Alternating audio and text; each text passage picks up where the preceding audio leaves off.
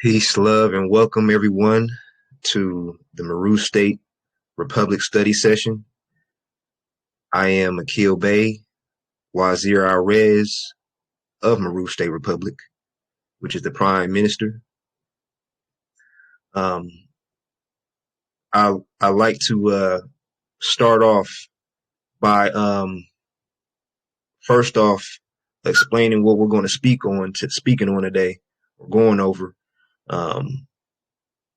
which is in relation to diplomatic relations and consular relations. What I have on the screen here, I'll just hop straight into it. What I have on the screen here is a list of 30 plus treaties that the several more states, there are 7 as of now, have acceded to. And I'll just share a few with you, okay? Because the ones that's highlighted are the actual ones that we have acceded to. And as you'll start off your reading, you'll realize that there's a certain order of the day. There's a certain way that these documents came about in a certain time, right? One after the other, obviously. But this gives indication to our learning process. Okay. So we first have the Charter of the United Nations. The second highlighted one is the statute of the International Court of Justice. Right. So we start off with the Charter of the United Nations. That's the first thing you must learn about dealing with international law, or one of the first things, learning international law in relation to the United Nations. Why the United Nations? Because that's the group that governs international law today. That's the international organization, I should say, that governs international law today. Okay, which have who have decolonized and in the process of decolonizing 80 countries, which other international organizations such as NATO, BRICS have not done. So that, amongst many other reasons, is why we should look at the Charter of the United Nations, okay, as well as these other ones, which read as follows: specific settlement of international disputes. Right, we have a section for that. The next chapter is privileges and immunities, diplomatic and consular relations, etc. Okay, so those who are officials or nationals of more states know that we have been studying to a great degree on diplomatic and consular relations. Jay Bay's Monday night study sessions, right?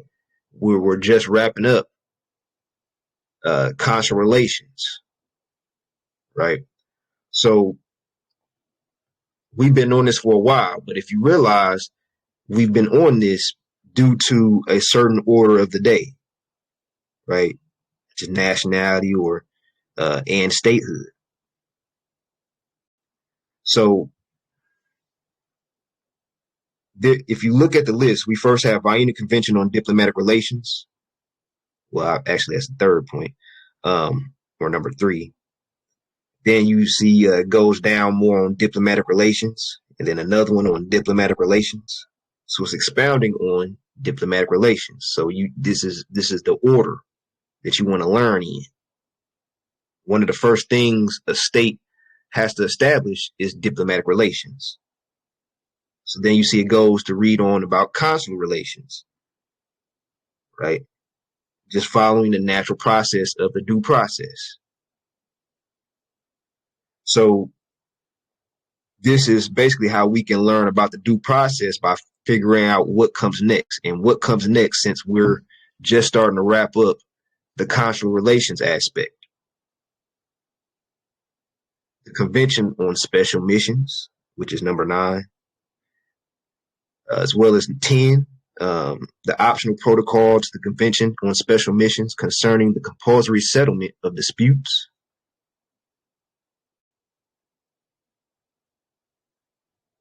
And then point 11, in which that's probably where we'll stop at today, which is Vienna Convention on the representation of states in their relations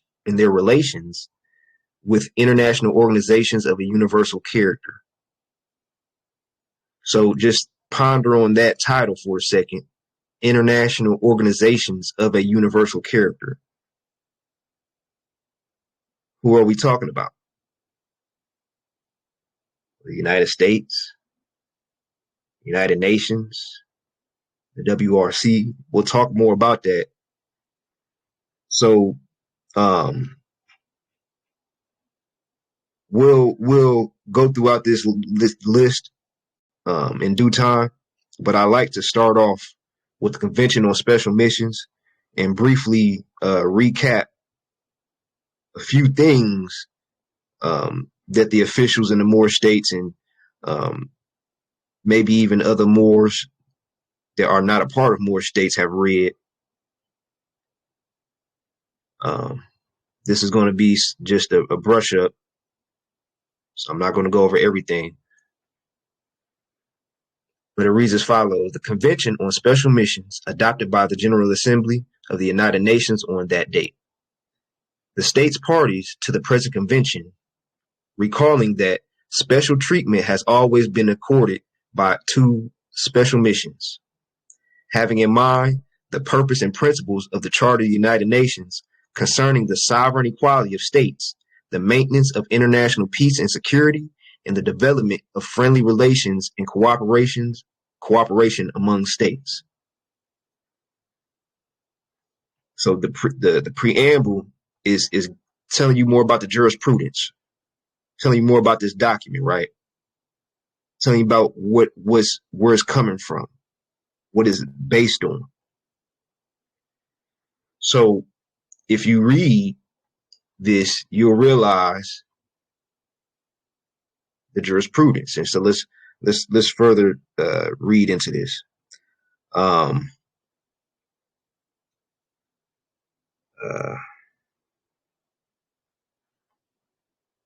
skip down to believing that an international convention on special missions will complement those two conventions and will contribute to the development of friendly relations among nations, whatever their constitutional and social systems. Realizing that the purpose of privileges and immunities relating to special missions is not to benefit individuals, but to ensure the efficient performance of the functions of the special mission as missions representing the state. Affirming that the rules of the customary international law continue to govern questions not regulated by the provisions of the present convention. So far, again, it's just telling you where it's coming from. What is it talking about? The development of friendly relations among nations. The development, meaning that when the Vienna Convention on Diplomatic Relations came out, that was the introduction. Now these documents are still about diplomatic and consular relations, but the further development of them. Okay, so these are the further instructions of diplomatic relations and consular relations, right? Also to ensure the efficient performance of the functions of the special missions. Okay, so we read about how to introduce more about what is diplomatic relations in the Vienna Convention on Diplomatic Relations. But these, coming at a later date, are to expound upon diplomatic relations. So let's start with Article 1, in which we won't read every single point of, but let's just read this point. A special mission is a temporary mission representing the state, which is sent by one state to another state with the consent of the latter for the purpose of dealing with it on specific questions or performing in relation to it a specific task.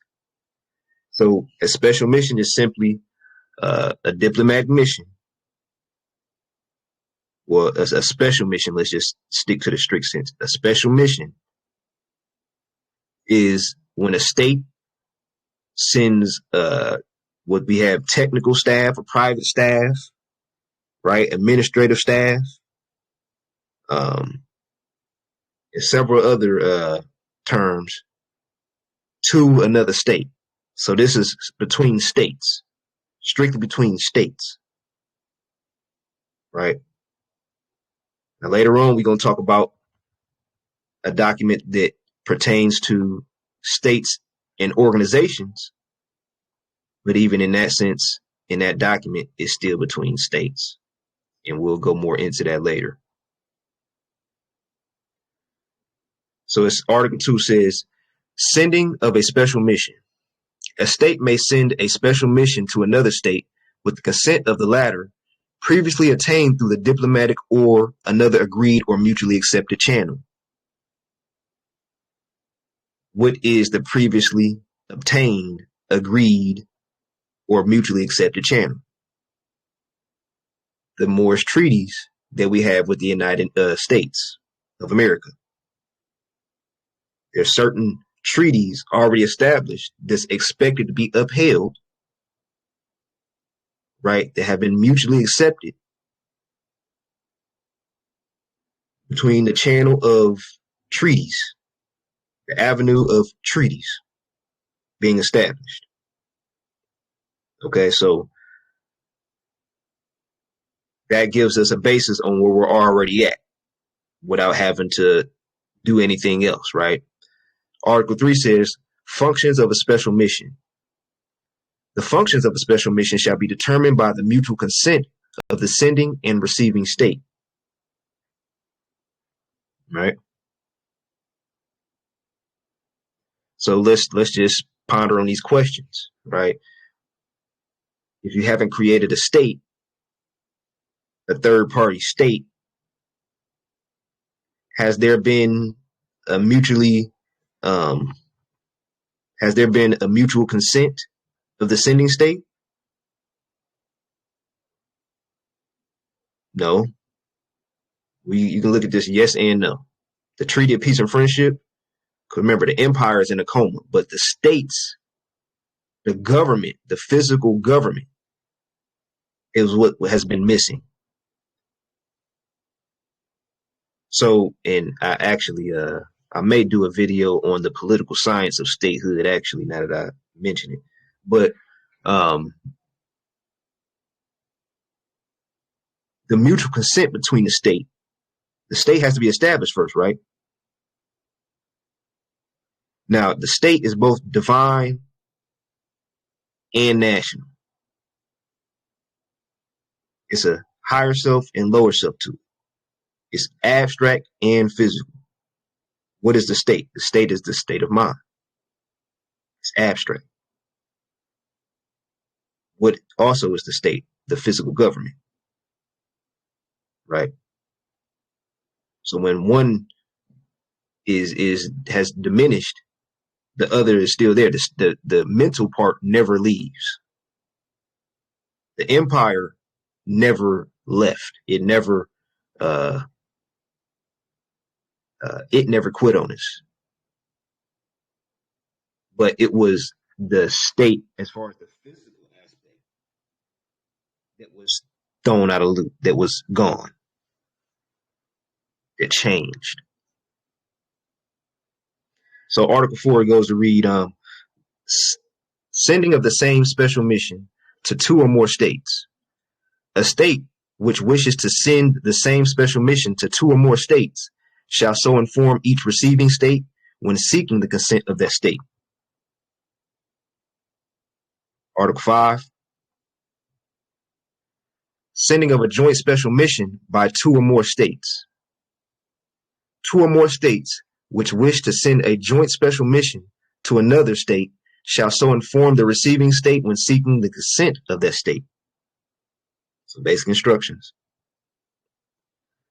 Article 6, sending of special missions by two or more states in order to deal with the question of common interest. Okay, so now we're talking about common interest. Two or more states may each send a special mission at the same time to another state with the consent of that state obtained in accordance with Article 2 in order to deal together with the agreement of all of these states with a question of common interest to all of them.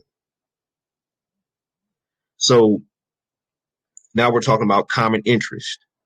What's our common interest? Well, we all dealing with the same pain points, the same problems.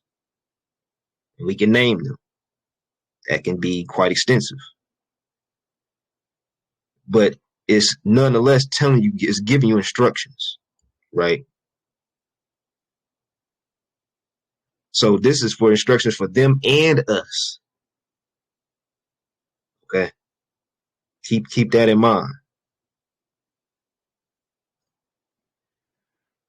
Article 7, non-existence of diplomatic or consular relations. The existence of diplomatic or consular relations is not necessary for the sending or reception of the special mission. Article 8, appointment of members of the special mission. Subject to the provisions of Articles 10, 11, and 12, the sending state may freely appoint the members of a special mission after having given the receiving state all necessary information concerning the size and composition of the special mission, and in particular, the names and designations of the persons it intends to appoint. So real quick, these are more instructions. What shall the sending state do? It shall have information. It shall obtain information. The sending state shall give information to the receiving state, who is the receiving state, us, as more states. Why? Because this is Morocco. This is our home plate, home base. This is the Moroccan Empire. How is this a Moroccan Empire? And I'm gonna just say this for the basics, for people who think we're Moorish Americans. The Sultan of Morocco made an agreement, a treaty with the United States of America that says, hey, United States of America, you can do business on this landmass, which is the Moroccan Empire, for at least 50 years. So this landmass was not known as America. If you're inviting the people who didn't even call themselves Americans at the time of the treaty, right? The Continental Congress, Moors from different continents, they came together and made a Congress on this landmass known as the Moroccan Empire or Morocco. So just stating the basics that all Moors should know by now, right? Treaty of peace and friendship between the Sultan of Morocco or the Moroccan government in Morocco and the United States of America was previously known as the 13 colonies, i.e. the colonists. So who are the colonists? Well, the United States of America. Okay. So they just changed the name. That's it. Same Europeans. Okay. John Hanson family, all Swedish. Came from Europe. He was in Maryland, the East Coast, 13 colonies. Okay. So just felt like saying again, reiterating those basics. But let's get back to the point at hand here.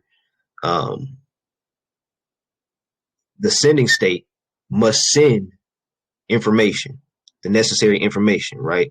As we just read.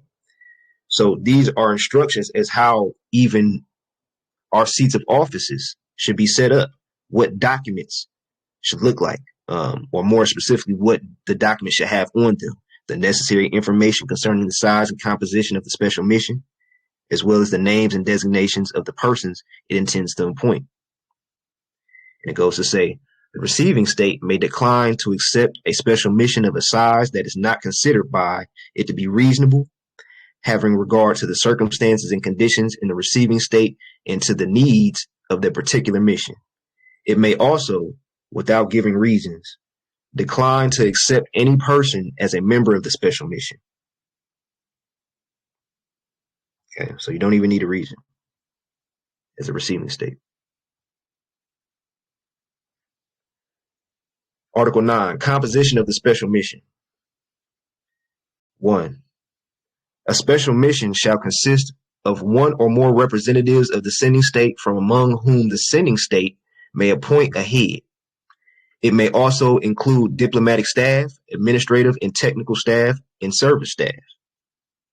2.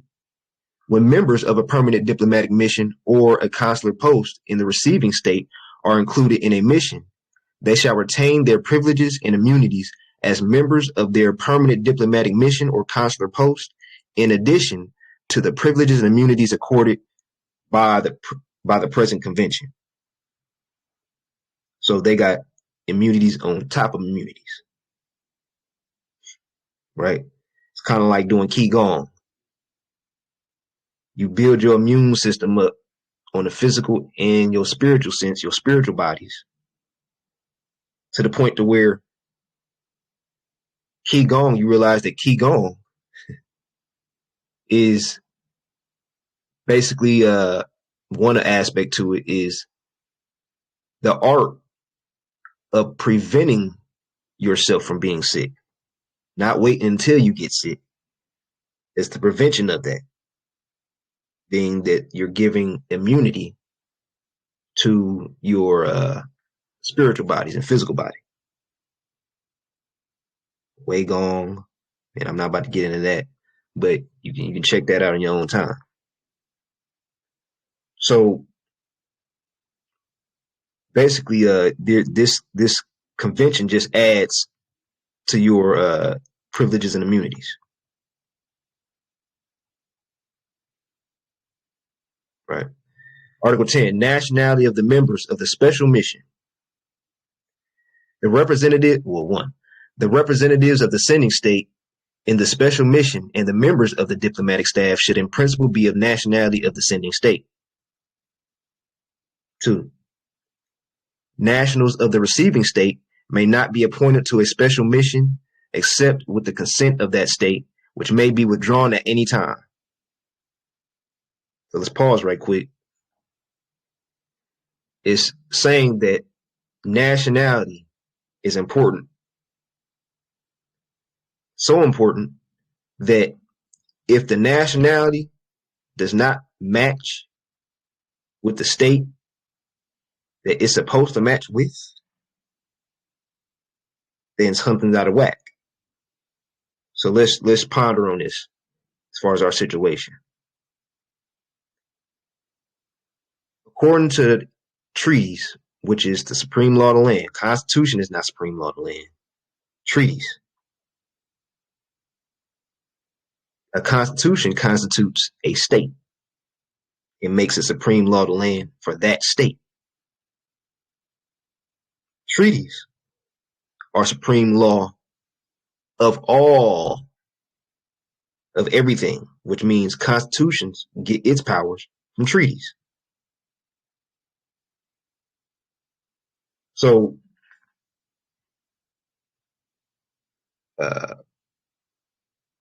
it goes. So let's think about our situation.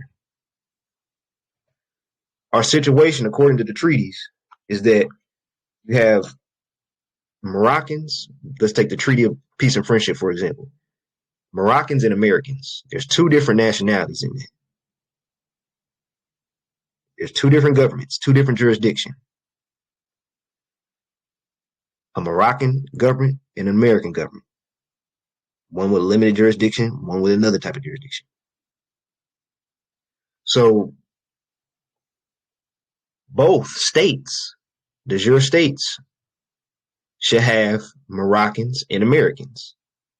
According to the treaties, it says there's more subjects, what's called more subjects, and there are certain instructions as to how these more subjects are to be handled or dealt with. So the more subjects, as of right now, are believe that they are United States citizens, but they don't call them more subjects in the United States system. They call them United States citizens. They call them black. They call them Mexican. They call them all these other names, legal fictions.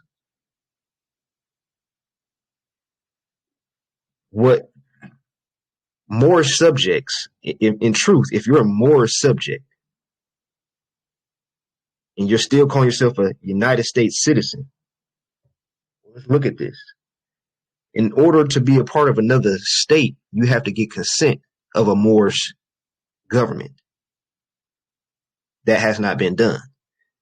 So to say that you are a American or a United States citizen or whatever you want to call yourself is to say that you went through the lawful process to do that. You have not expatriated properly from the Moorish government to the American government. And the American government is not even up and running. Nobody has taken oaths to those seats of offices. They all took oaths to the United States corporation. So when Moors thinking they getting passports from the United States of America and all this types of stuff, look, this stuff only exists on paper. How could you possibly think something could be when nobody is there? Somebody's pretending to be that, and you're trying to establish something such as trusts within that same system. Trying to prove that you're a quote unquote ancient American. And America has only existed since 1791, which is not ancient. So,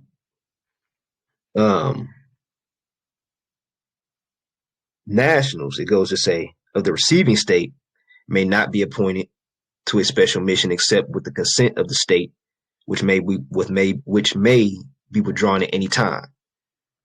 In what situations can it be withdrawn? Well, let's just say if a state goes through a state of emergency and there's an official who began acting belligerent and got impeached, let's just say,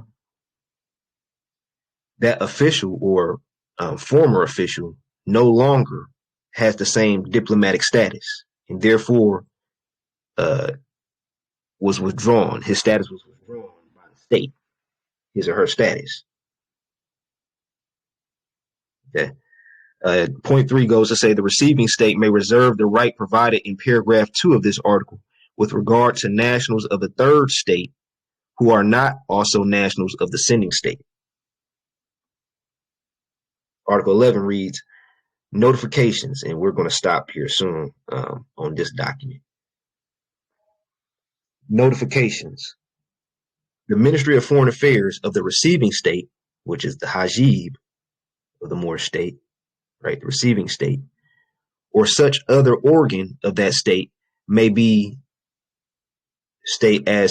agreed, shall be notified of the composition of the special mission and any subsequent changes therein. B, the arrival and final departure of members of the mission and the termination of their functions with the mission. C, the arrival and final departure of any person accompanying a member of the mission. And several other instructions. Okay. So some of these are just some basic instructions that the Hajibs of the states can utilize to build up that office by establishing these documents that have the necessary information. right? These documents have already been in use throughout the world, so you can find them, edit, plug, and play, right? Um, so you can read more on those instructions, and we'll end here in Article 12 for this document, where it speaks on persons declared non grata or not acceptable. Okay. And non grata, again, the receiving state doesn't need a reason to not accept or withdraw someone's diplomatic status. Okay. Um, reason being is because not only is it just made law, but the state, even though diplomatic relations is very important, the state should do that, right? High priority. The state may not necessarily need you and your ideas and your influence, right? There's many reasons as to why diplomatic relations is established. Many, many reasons. Okay. So being declared non grata or not acceptable, there's more as to what would follow up as to people who will be declared non grata, persons non grata, persona non grata. But like I said, we'll read. You can read more on that document in your own time. But I just wanted to brush up on that document. And this document is very short, about 10 articles, I believe. The optional protocol concerning the compulsory settlement of disputes. That's what the document is called. And it builds more on the last document. Okay. Again, it's an optional protocol in which even the more states can ratify and enact as a law within their states. Okay. So it goes to say, okay, let's read the preamble. The states parties to the present protocol and to the Vienna Convention on Diplomatic Relations, hereinafter referred to as the Convention, quote unquote, adopted by the United Nations Conference held at Vienna on that date, expressing their wish to resort in all matters concerning them in respect of any dispute arising out of the interpretation or application of the convention to the compulsory jurisdiction of the ICJ, unless some other form of settlement has been agreed upon by the parties within a reasonable period, have agreed as follows. So the jurisprudence, the background of this is all about what? Expressing a wish to resort to all matters concerning a dispute, right? That can basically get taken care of between those two parties before even taking it to the ICJ. So we're just talking about the whole mediation, arbitration, all this process over again in one action. Trying to reach out. Article 1. Disputes arising out of the interpretation or application of the convention shall lie within the compulsory jurisdiction of the International Court of Justice and may accordingly be brought before the court by an application made by any party to the dispute being a party to the present protocol. So we're just talking about you petitioning the ICJ if a dispute was to arise, right? Sitting a simple written application. So it goes to say, which is petitioning, right? Article 2. The parties may agree within a period of 2 months after one party has notified its opinion to the other that the dispute exists, to resort not to the International Court of Justice, but an arbitral tribunal. After the expiry of said period, either party may bring the dispute before the court by an application. So it's giving you, how people more say, how long is this going to take? We found out we can take them to court. Well, how long this going to take? How long is it going to take y'all to get it together? Right? There's some people that ask those questions. Well, we got to follow law. Why? Because not only is this nature's law, but Moors taught all of this.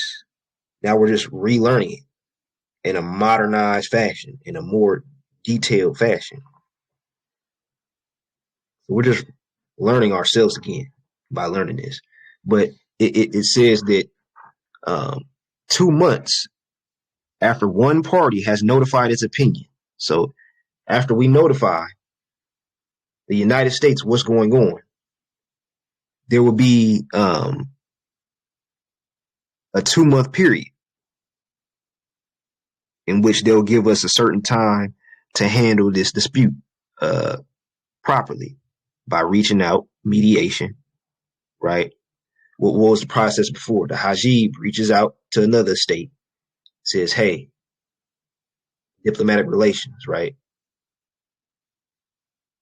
If those are not respected, acknowledged, it's in our situation, and we're talking about this, the United States here, us in the United States, right? More states in the United States. If those are not respected and acknowledged, what comes next? Arbitration by the Mufti or the Consul General, right? Says, hey, you heard what the Hajib said, right? Well, let me check you again, right?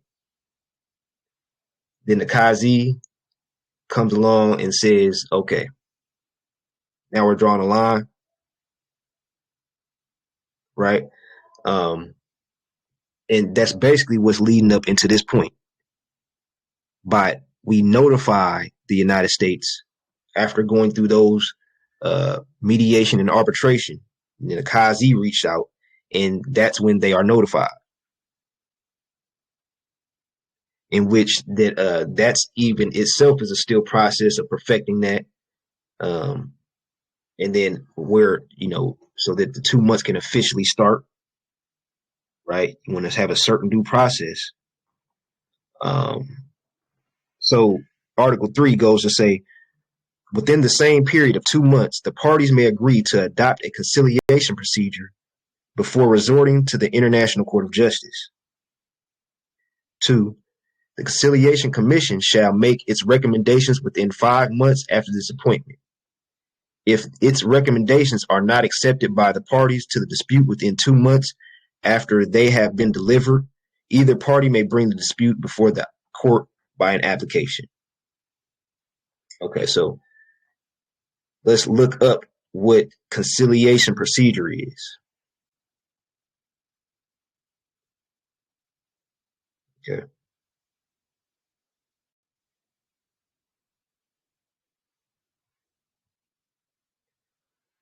What is the conciliation process?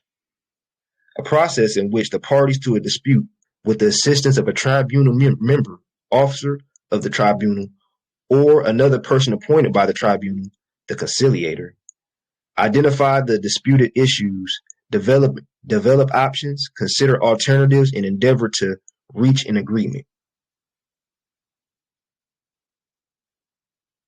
So this conciliation procedure is basically the two states. In our situation, one is your state, one de facto state, a depending state, which is the United States of America. But even though nobody's there, what this conciliation process would consist of whatever we would like to consist of, make it consist of, whatever we have agreed on. And so it goes to say, within 5 months after its appointment. So let's just say we have came to an agreement, right? We came to a point to say, hey, let's have a conciliation procedure, both parties. Let's talk about some things. Within 5 months um, things should be working to be established. But it goes to say, if the recommendations are not accepted by the parties to the dispute within 2 months after they have been delivered. So basically, after you have reached out for your conciliation process and nobody has reached out within 2 months, nobody has reached back within 2 months, then you petition the court, the ICJ, a written application, right? But on the other side,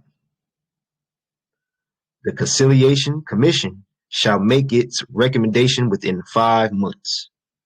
So if this process was to go good, you got 5 months to agree on something, right? Article 6 says, the states parties to the convention to the optional protocol concerning acquisition of nationality and the present protocol may at any time declare and that they will extend the provision of the present protocol to disputes arising out of the interpretation or application of the optional protocol concerning acquisition of nationality. Such declaration shall be notified to the Secretary General of the United Nations. Okay, so let's just say we were editing, plug and playing this document on behalf of the WRC, which is the Wazir Regional Council. So if you're a part of the WRC and you were to edit this document, let's just say Secretary General. What's synonymous with the Secretary General? The Executive Director, who is Nova Eel of the WRC at the current moment. And that position would change throughout time, right? Just as my position as Wazir Al-Rez will not always be, right? So it goes to say the Secretary. So if we were to edit this document, you would take out Secretary General, replace it with Executive Director of the Wazir Regional Council and not the United Nations, right? Why? Because the United Nations and the WRC mimic each other. The Secretary General and the Executive Director mimic each other,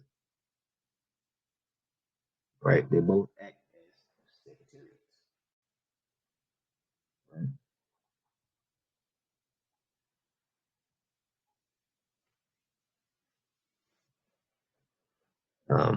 And obviously, the Executive Director is the director. So Article 5, the present protocol shall be open for signature by all states which may become parties to the convention as follows. Until October 31st, 1961, at the Federal Ministry of Foreign Affairs of Austria, and subsequently until March 31st, 1962, at the United Nations headquarters in New York. So where's the headquarters in New York? Where's the United Nations? In Morocco. Let's think about that. That's a chess move. And the rest is basically instructions for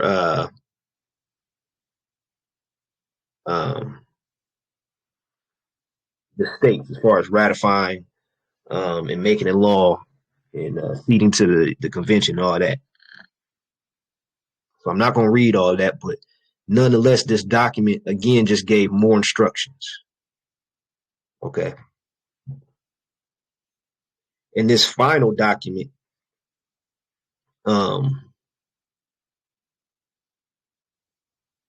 is the Vienna Convention on the Representation of States in their relations with international organizations of a universal character.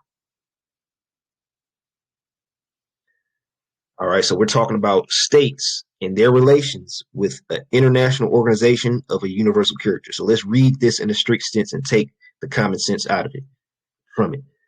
It's saying states have a relationship, a certain type of relationship with international organizations. Now, what's an international organization? The WRC, the United Nations, the United States, but specifically international organizations of a universal character, right? So all of what I just named, plus others. So let's see what this says about this in the preamble. It says the states parties to the present convention. So we're talking about states here, even though we're talking about states' relations with international organizations. This is all state between states, actual political governments with three branches, etc. Recognizing the increasingly important role of multilateral diplomacy and relations between states and their the responsibility of the United Nations, its specialized agencies, and other international organizations of a universal character within the international community. Having in mind the purpose and principles of the Charter of the United Nations concerning the sovereign equality of states, the maintenance of international peace and security, and the promotion of friendly relations and the cooperation among states.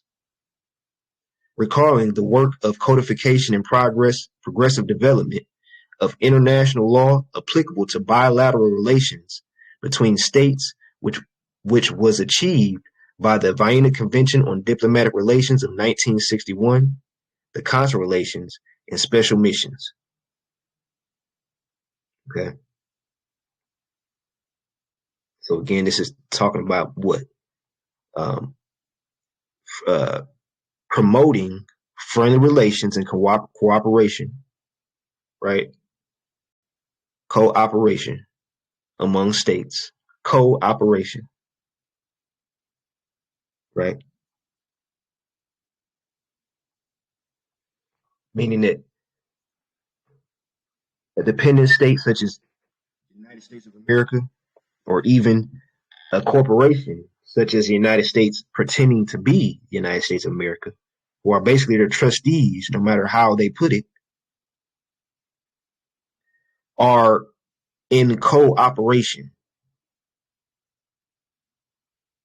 right, with states, among states. Okay, more states. Says believing that the International Convention on the Representation of States in their relations with international organizations of a universal character will contribute to the promotion of friendly relations and cooperation among states, irrespective to their political, economic, and social systems. And it goes to read more about what the preamble, the jurisprudence of this is all about. But nonetheless, you'll start to see how the United Nations has defined or edged out how you know they're talking. They have cornered the United States basically. Throughout the '60s, all you see is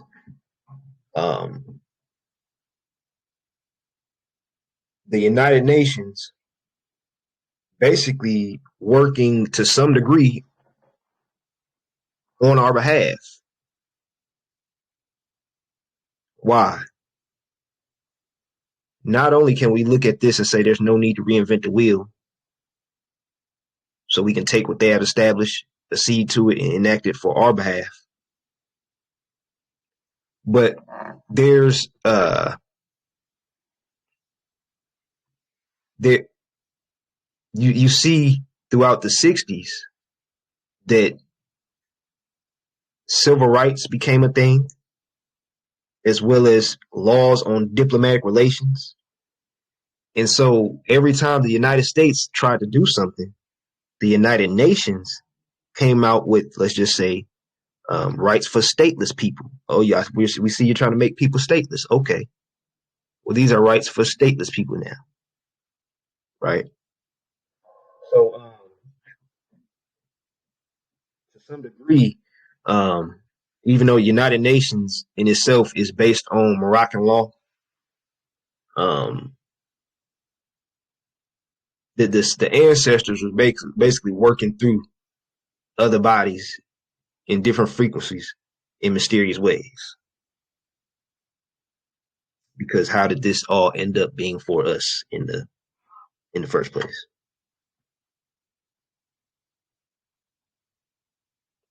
So it goes to say in Article 1, the use of terms, the definitions, in which you can read more about. It's quite extensive, so I'll skip past that.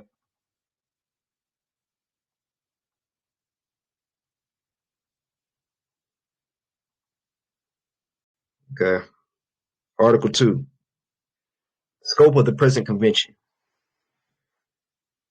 The present convention applies to the representation of states in their relations with any international organization of a universal character, and to their representation at conferences convened by or under the auspices of such an organization.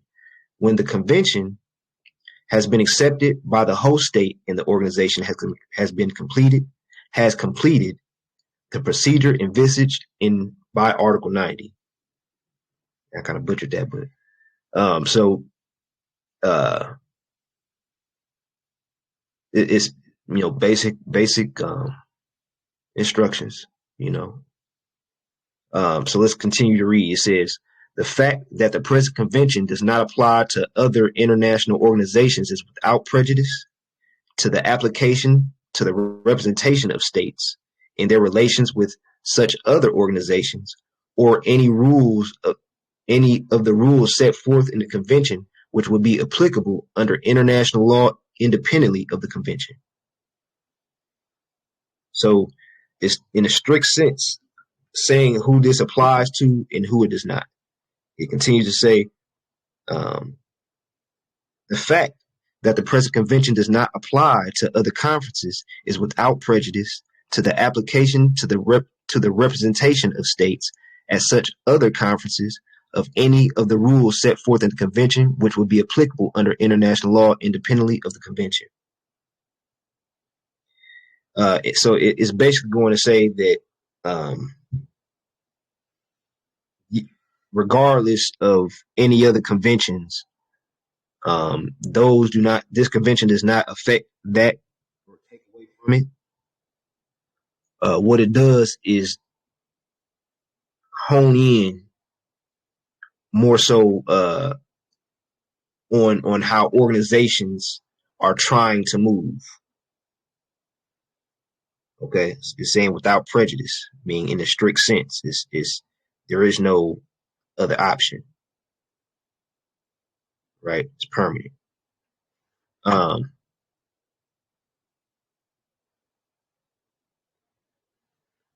Article 3 says relationship between the present convention and the relevant rules of international organizations or conferences.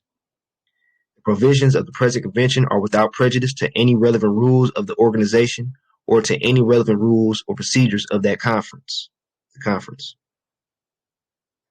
So basically giving rank to whatever the organization says they're doing has nothing on what this convention says they need to be doing if they aren't already.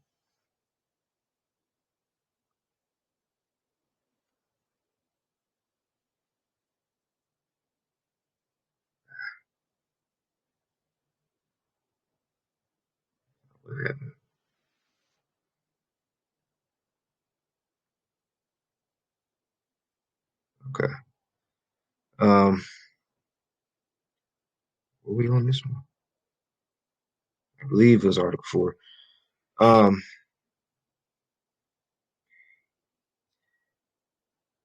Was it? Okay, well, let's just read it. The provisions of the present convention are without prejudice to international agreements in force between states or between states and international organizations of a universal character, and shall not preclude the conclusion of other international agreements regarding the representation of states in their relations with international organizations of a universal character, or the representation at conference convened by or under the auspices of such organization.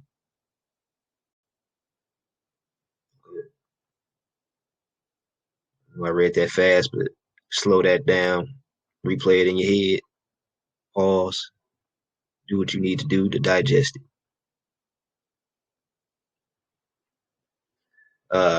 Article 5, establishment of missions.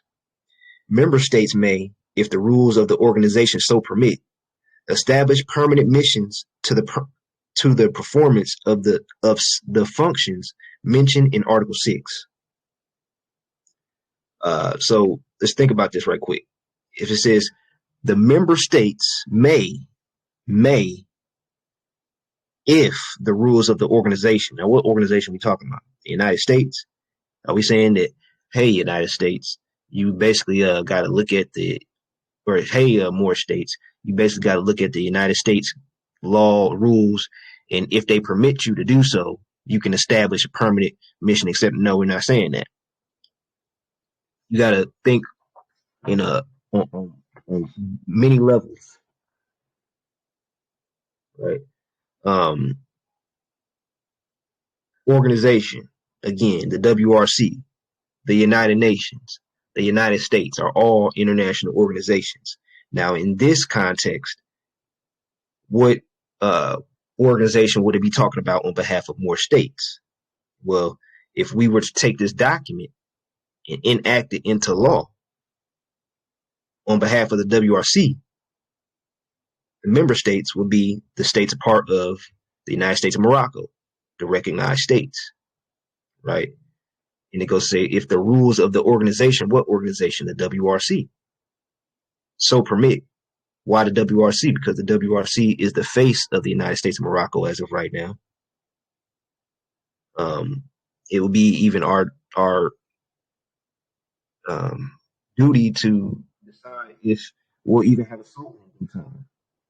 That'll be obviously the face of Morocco if we decided to be to have a sultan. But that's a conversation for another day. But just to put the proper context and perspective before we really read more about what organization are we basically talking about here. It goes to say, 2, non-member states may, if the rules of the organization so permit, establish permanent observer missions for the performance of the functions mentioned in Article 7. The organization shall notify the host state of the institution of the mission prior to its establishment.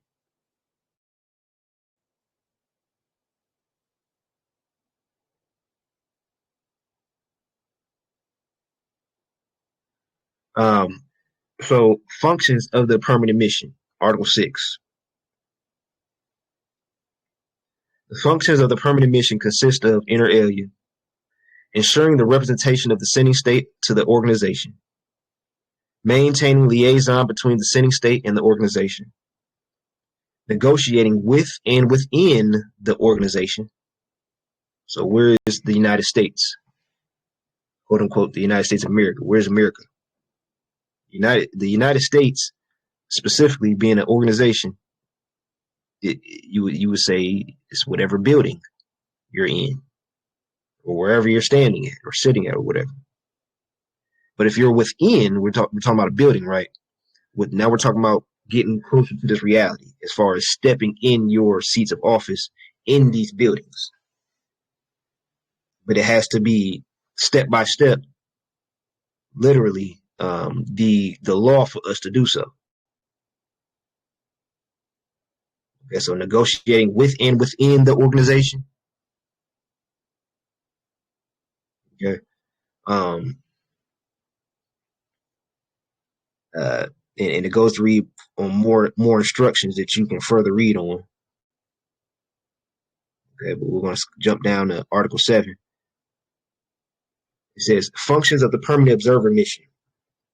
The functions of the permanent observer mission consist, inter alia, in ensuring the representation of the sending state and safeguarding its interest in relation to the organization and maintaining liaison with it. B, ascertaining activities in the organization and reporting thereon to the government of the sending state. And C, promoting cooperation with the organization negotiating with it. So the sending state will have a permanent observing mission, sending off people representatives for a permanent observer mission to safeguard interests. Now, what are we talking about here? We're talking about an organization, or we're talking about state, excuse me, sending state. Okay, such as let's just say in a case of us being a sending state, um, uh, well, let's talk about it like this. Uh, the United Nations, being an organization, has the United Nations Army, right? Um, as it says the sending state and the safeguarding its interests in relation to the organization. So the United Nations, being this, it's on this landmass, right, can safeguard our interests, right? Now we might we would be the receiving state in this situation, right? But since we were in a coma, it should have been up to the United States of America to follow these laws as far as safeguarding interests, right? But it's flipped around now. We're the receiving state. They're not the receiving state. Okay. They're just acting as the receiving state. So safeguarding interests in relation to the organization and maintaining liaison with it is all about organizations taking instructions from a state. So what state would the WRC be taking instructions from? The United States of Morocco, that state, that person. The WRC is just an organ of it, right? It says ascertaining activities in the organization and reporting thereon to the government of the sending state. So this government is to obtain information from the organization that it was appointed by. Now, later on in this document, it's going to tell you more about states even appointing acting heads of missions. Acting, meaning you're not actually it, you're acting as that. Meaning that since the United States is acting as the United States, it'll be our duty, if we were to, accede to this and ratify this, right? You have to accede to a treaty before you use it and then ratify it, promulgate it, make it law. I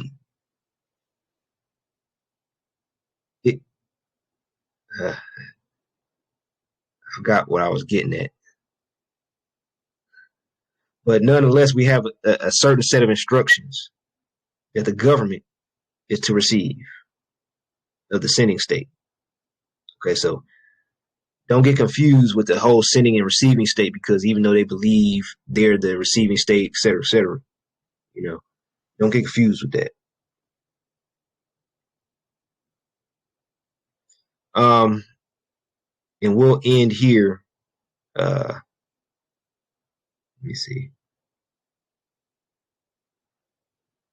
We'll keep reading. Article 8 says multiple accreditation or appointment.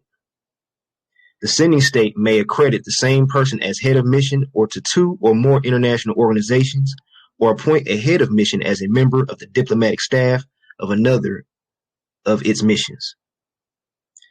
2.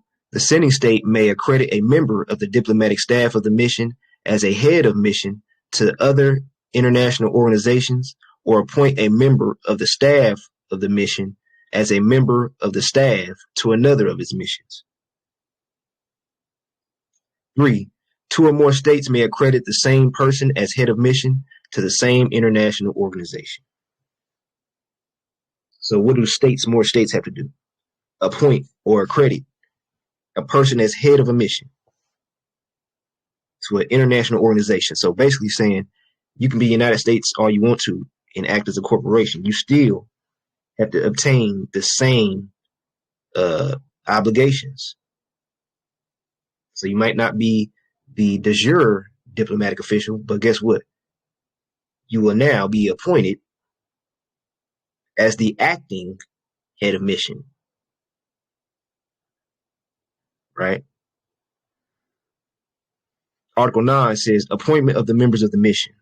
Subject to the provisions of Article 14 and 73, the sending state may freely appoint the members of the mission. Article 10, credentials of the head of mission. The credentials of the head of mission shall be issued by the head of state, by the head of government, by the Ministry of Foreign Affairs, if the rules of the organization so permit, by another competent authority of the sending state, and shall be transmitted to the organization.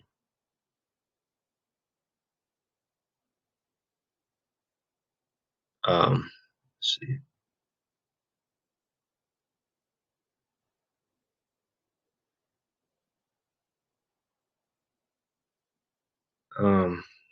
Okay, so we'll stop here and pick up